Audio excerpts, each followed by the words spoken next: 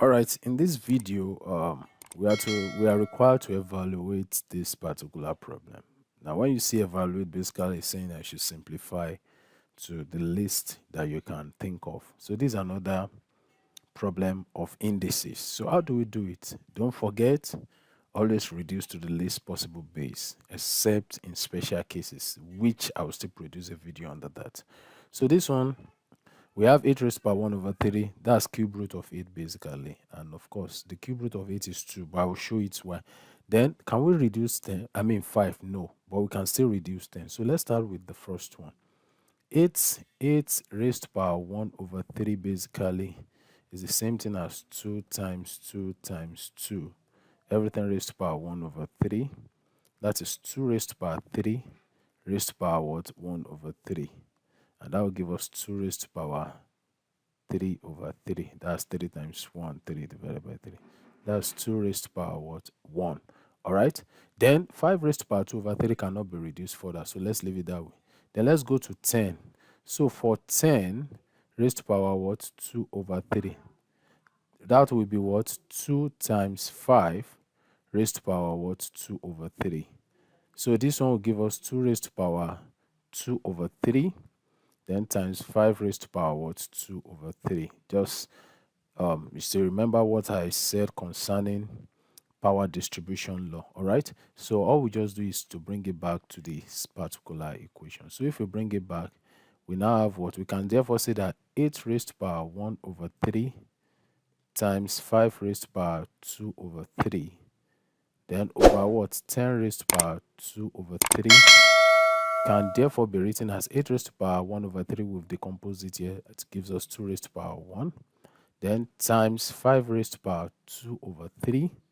Then everything over, we've decomposed 10 raised to power 2 over 3. That will give us 2 raised to power 2 over 3 times 5 raised to power what? 2 over what? 3. So what do we need to do here? We can distribute this because both of them are connected by multiplication. So this one can still be written as 2 raised to power 1 over 2 raised to power 2 over 3. Then times 5 raised to power 2 over 3 over what? 5 raised to power 2 over 3. Basically, this one will cancel out, right? So what we have left in this case now is what? 2 raised to power 1 over 2 raised to power 2 over 3. Now, I want to do a recall before I move on.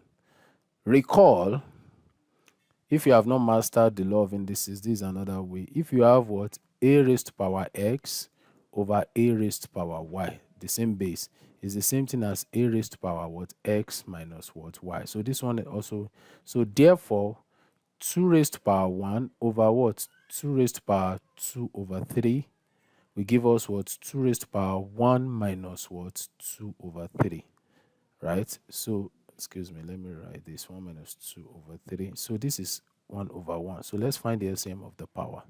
So this one will return 2 raised to power. What's the LCM? The LCM is what? 3. 1 and 3, 3 times 1, 3 minus 3 and 3, 1 times 2, 2. So this will return 2 raised to power 3 minus 2. That is 1 over 3. So your final answer to the problem is what? 2 raised to power 1 over 3. But notice 2 raised to power 1 over 3 is the same thing as cube root of what? 2. So that is that about that. So that is that. So please don't forget to subscribe to this channel, like, share, comment, and let me hear from you. I'll be looking forward to receiving your comments. See you in the next video, and thank you.